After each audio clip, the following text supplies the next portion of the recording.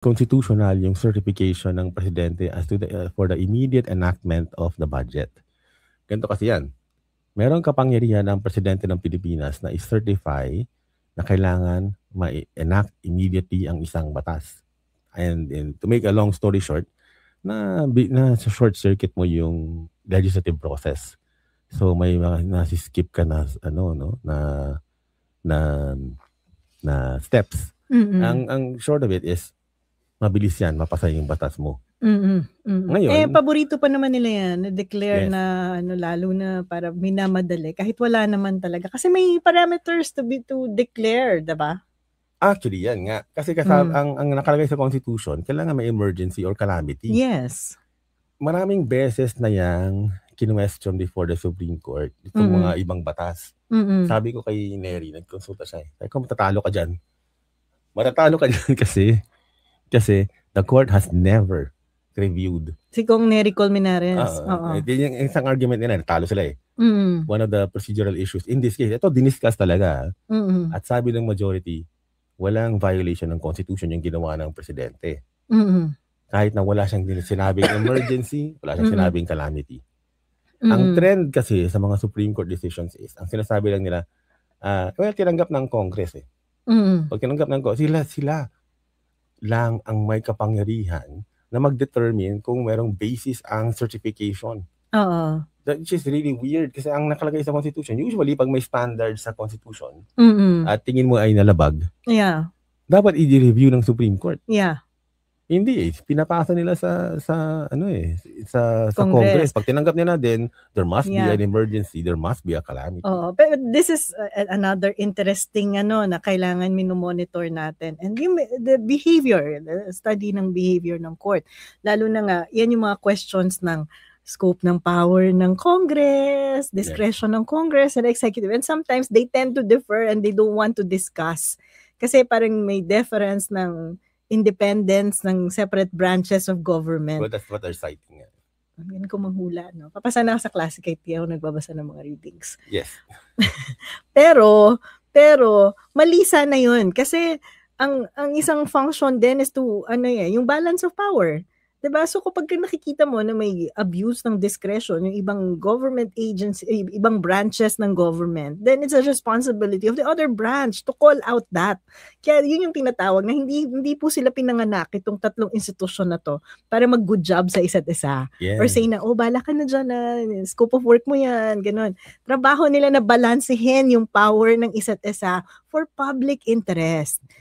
And the function ng court is yung judicial review to determine whether the other branches of government abuse the discretion nila. Yes. Yun yung expanded power ngayon under the 87 Constitution. Yes, but unfortunately, hindi nawawala yung ganong sense ng feeling of ayoko sabing respect for other deference to the other branches of government na sana mas mag-exercise ng balancing ng power to call out discretion.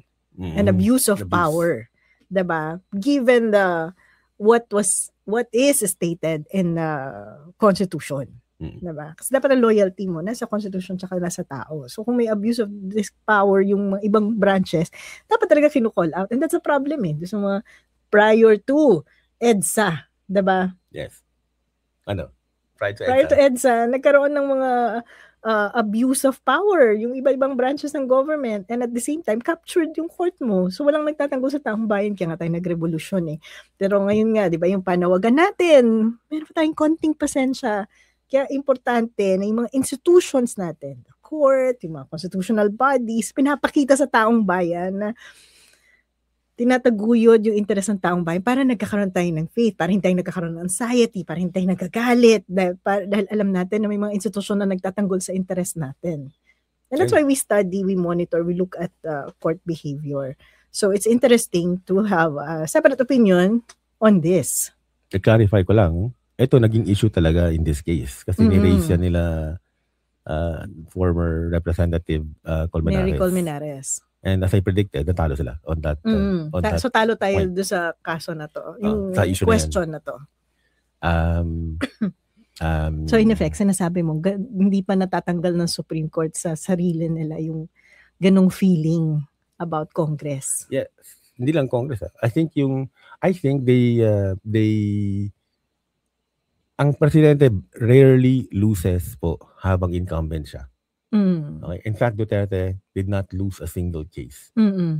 Seeing irony dyan, the one person who spits on the Constitution the most ay hindi natalo kahit minsan kahit anong gawin niya.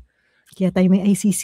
Kaya kahit anong gawin niyang labag sa Constitution, nahanapan ng paraan ng Korte Suprema na palagpasin.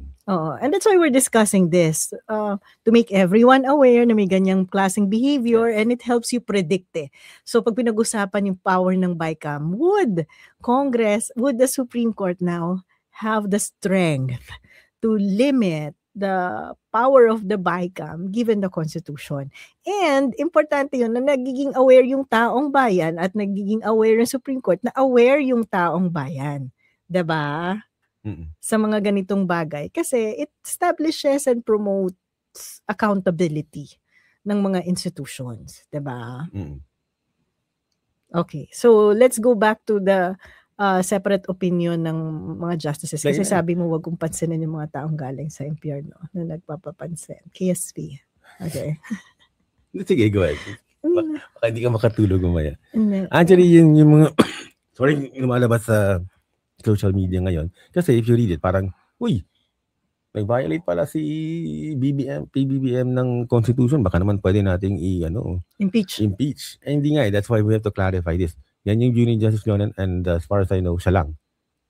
Siya lang ang nagsabi niyan. All the rest, following yung previous decisions nila, deferred to the Congress. Ang weird talaga niya. Yeah. Gumagawa sila ng political question. There are questions that they don't want to resolve, which is weird kasi nandun nga yung standard. Yeah.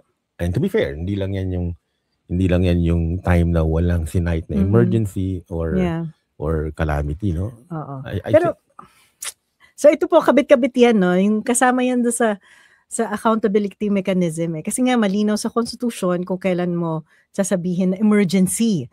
Kasi pag emergency, nababypass yung mga ibang procedure sa pagpapasa ng batas. Same day na lang ginagawa yung second reading at saka third reading, instead na magkaroon ng pagkakataon to further scrutinize yung mga pinupush na batas.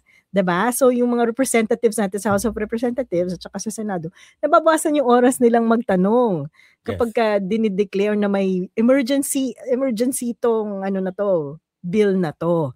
Tapos may parameters sa Constitution natin kung kailan yung nag-emergency. Ang problema natin, yung court nagde-defer sa Kongreso na para hindi responsibility yan ng Congress to declare kung kailan ba nagkakaroon ng emergency. So nagiging pamamaraan siya na i-bypass yung system ng accountability. And so ibabalik mo to.